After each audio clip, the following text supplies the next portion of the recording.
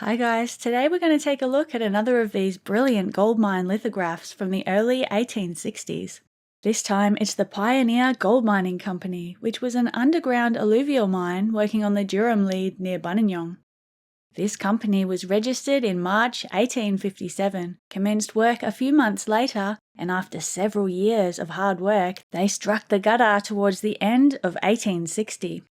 This image depicts the mine's operation both above and below the ground, and there are some very interesting features shown here. So I'm going to start with this chimney. Rather than construct a very tall chimney alongside the mine, this company has taken advantage of the adjacent hillside, running a chimney underground up the side of the hill and constructing a smaller chimney at the top. There are some great examples of hillside chimneys over in the Castlemaine area, the most notable being at Eureka Reef in Chewton. The Port Phillip Company at Clunes had a hillside chimney for their reverberatory furnace, and you can still see remains of it there today. Over here we can see a Cornish boiler, which was used to raise steam for the engines, and there's a stack of wood close by. We can't see any other stockpiles of wood, but it's either hiding behind the buildings or they were bringing it in as needed along these rails, because there would have been a lot. Boilers were constantly burning wood, and deep lead mines typically required very substantial timbering underground. Wood stockpiles at mines were usually huge. Check this one out, and this one, and this one. The boiler is set alongside a large engine shed which houses the winding and pumping machinery. But if they're winding, you may wonder, where's the poppet head? Well, this company did not sink a vertical shaft. They put in an inclined adit and used their winding engine to haul trucks up the incline. No poppet head required. The Pioneer was using round wire rope imported from England. The trucks raised from underground were released from the winding rope at the surface, then pushed by hand over to a turntable. Here, if the truck was full of barren waste rock, it was dumped out along one of these lines of mullock. If it was loaded with wash dirt, it was pushed over and dumped into the steam-powered puddling machines. These were often housed within sheds, but at this point the Pioneer had them out in the open. They covered them in 1864. Back to these lines of mullock. We often see mullock heaps which are at least a few meters tall. Sometimes they're ridiculously tall. But these ones are extremely low to the ground. This is because the trucks are being raised up the incline to surface level, rather than up a poppet head where they're trucked out from an elevated platform. As a result, the low lines of mullock are taking up a lot of surface area. Now, let's take a look underground. The Pioneer Gold Mining Company had an incline adit which was 615 feet long from the surface down to the well, with a vertical depth of 235 feet to the main level. If you find this incline interesting, you've got to check out my detailed video on the mines at Walhalla, where the famous Long Tunnel Company put in an incredible incline shaft to access the deepest reaches of their distant ground, going from incline to vertical along the way. I'll put a link to that video in the top right as well as in the description below. Back to the Pioneer.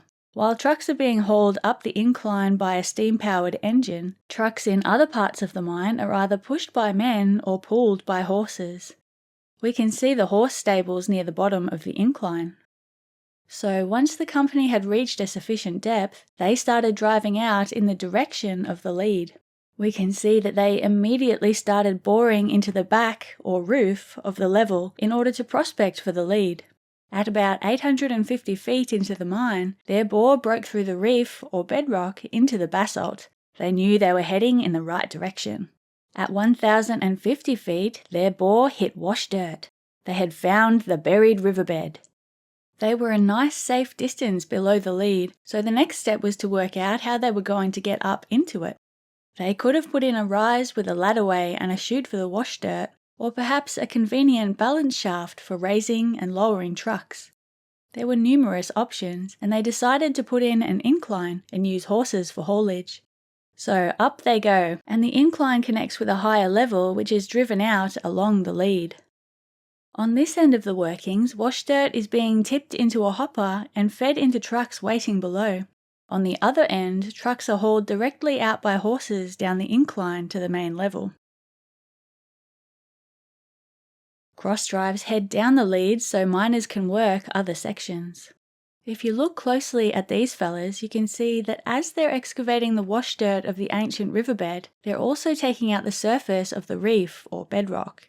If you've spent a bit of time gold panning, you'll know how much gold can get trapped in the cracks and crevices of the bedrock in a river.